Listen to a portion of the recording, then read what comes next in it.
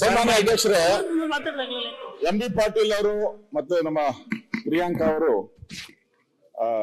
ಅವನೊಬ್ಬ ಕ್ರಿಮಿನಲ್ ಅವನ 12 ಕೇಸ್ ಇದೆ ಏನೋ ಹೇಳಿದ್ರಿ. 12 ಕೇಸ್ ಇದೆ.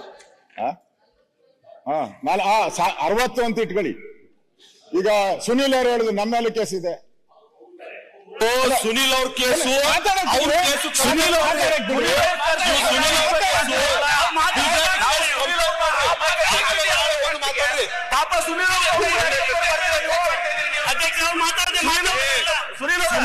ಕೇಸು ಪೂಜಾರಿ ಕೇಸ್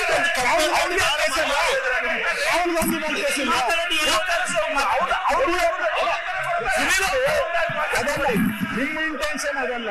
ಸುನೀಲ್ ಅವ್ರನ್ನ ಯಾಕೆ ಅವ್ರ ಜೊತೆ ನಿಮ್ಮನ್ನ ಅವ್ರನ್ನ ಕಂಪೇರ್ ಮಾಡಿ ರಾಹುಲ್ ಗಾಂಧಿ ಮೇಲೆ ಕೇಸ್ ಐತೆ. ನಿಮ್ಮ ಹೊರಾಟ್ ಕೇಸ್ ನಿಮ್ತಾರೆ. ನಿಮ್ಮ ಬಗ್ಗೆ ಗೌರವ ಇದೆ ನಮ್ಗೆ. ಸುನೀಲ್ ರಾಹುಲ್ ಗಾಂಧಿ ಮೇಲೆ ಕೇಸ್ ಐತೆ. ಕ್ರಿಮಿನಲ್ ಮಾಡಕ್ಕಾಗತ್ತೆ ಅವ್ರನ್ನ? ಬೇಲ್ ಮೇಲೆ ಇಲ್ಲ, ನಾನು ರಾಹುಲ್ ಗಾಂಧಿನೇ ಹೇಳಿದೆ. ರಾಹುಲ್ ಗಾಂಧಿ ಮೇಲೆ ಕೇಸ್ ಐತೆ ಅಂತ ಹೇಳಿದೆ.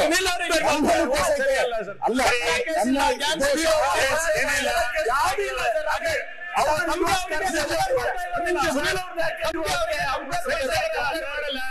ಹಾಗಾದ್ರೆ ಡಿ ಕೆ ಶಿವಕುಮಾರ್ ಮೇಲೆ ಏನೇನು ಕೇಸ್ ಇದೆ? ಯಾವ್ದು ಇಲ್ಲ. ಡಿ ಕೆ ಶಿವಕುಮಾರ್ ಮೇಲೆ ಏನೇನು ಕೇಸ್ ಇದೆ? ಯಾವ್ಯಾವ ಚೀಟಿ ನನ್ನ ಮೇಲೂ ಡಿಕ್ಲೇರ್ ಮಾಡದ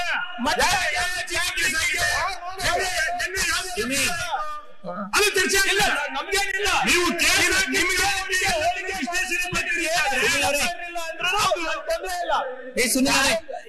ಈ ಸರ್ಕಾರ ಒಂದು ನಿಮಿಷ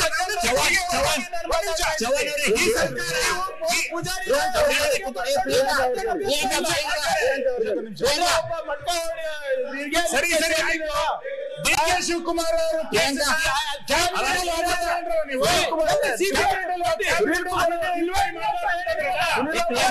ದಯವಿಟ್ಟು ಇಲ್ಲ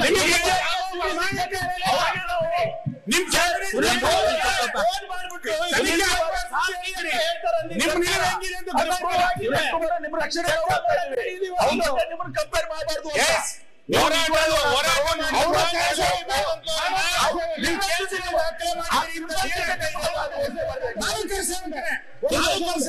ನೀವು ಸೇವಕರು, ನೀವು ನಿಜವಾಗ್ಲೂ ಸದನದಲ್ಲಿ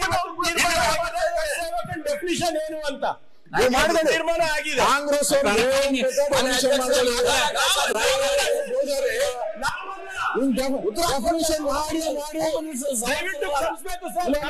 ಡೆಫಿನಿಷನ್ ಮಾಡಿ ಇವತ್ತು ಏನಾಗಿದೆ ನೋಡ್ತಾ ಇದ್ದಾರೆ.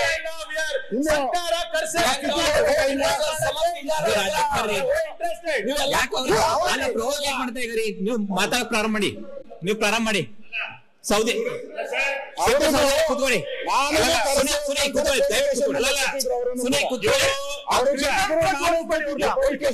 ಇವರು ನೈತಿಕತೆ ಉದ್ಘಾಟನೆಗೆ ಬರಲ್ಲ.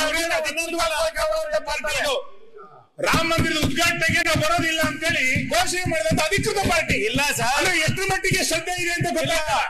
ಯಾವುದೇ ಸಾಧ್ಯತೆ ಇದೆ ಮೋದಿ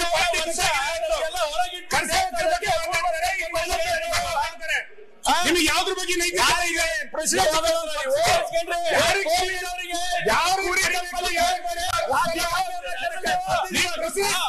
ನೀವು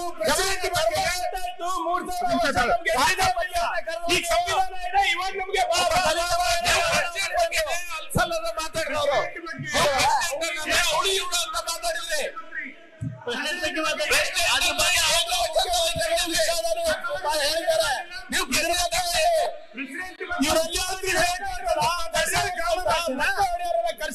ಅದು ಚರ್ಚೆ ಆಗ್ತಾ ಇದೆ.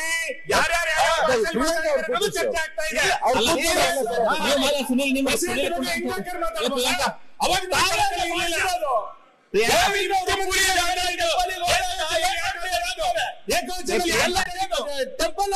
ಸಾಫ್ ಮಾಡಿಲ್ವಾ?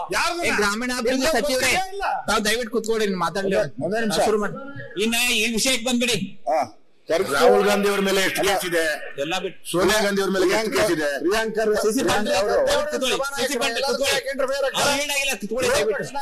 ದಯವಿಟ್ಟು ಕುತ್ಕೊಳ್ಳಿ. ಇವರು ಸಭಾನಾಯಕರ ಖರ್ಗೆ ಅವರು. ನೀವೆಷ್ಟು ಸದಸ್ಯರಿದ್ದೀರಾ ಅದೇ ನಾನು ಇದೀನಿ ಇಲ್ಲಿ. ಪ್ರಿಯಾಂಕ್ ಅವ್ರಿಗೆ ಒಂದ್ ನಿಮಿಷ, ಪ್ರಿಯಾಂಕ್ ಅವರ ಹವ್ಯಾಸ ಏನು, ಚಟ ಏನು ಅಂತ ಹೇಳಿದ್ರೆ ಅವ್ರಿಗೆ ಕಾಂಗ್ರೆಸ್ಗೆ ಏನ್ ಬೇಕೋ ಅದನ್ನ ಮಾತ್ರ ಹೇಳುವಂತದ್ದು ಅವರು ಗುಣ ಅದು.